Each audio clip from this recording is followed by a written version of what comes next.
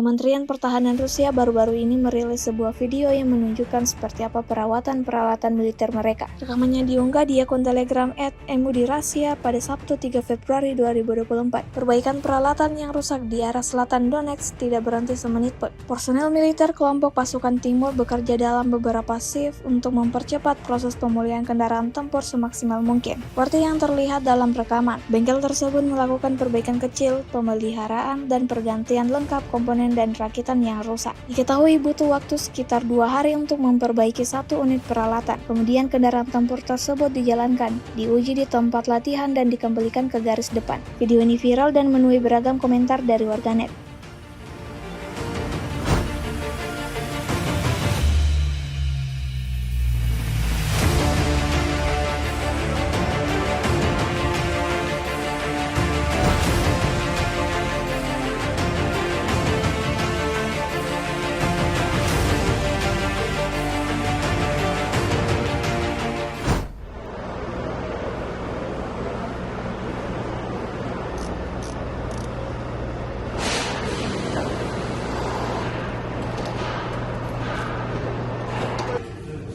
Коллеги мои в соседнем цехе разбирают двигатели, снимают насосы, приносят сюда.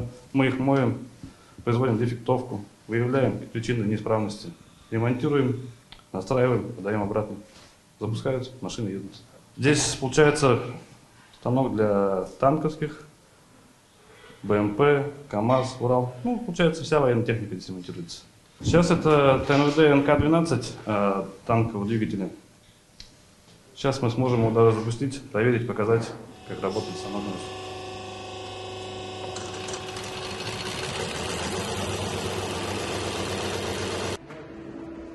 Выехали на боевую задачу, ехали, пришел прилет с РПГ, что, я доехал до точки, куда мне сказали, уже с повреждением, развернулся стралами и начал откатываться, слышу, что у меня, неисправность, я начал уходить. Оторвало катки и оторвало амортизатор.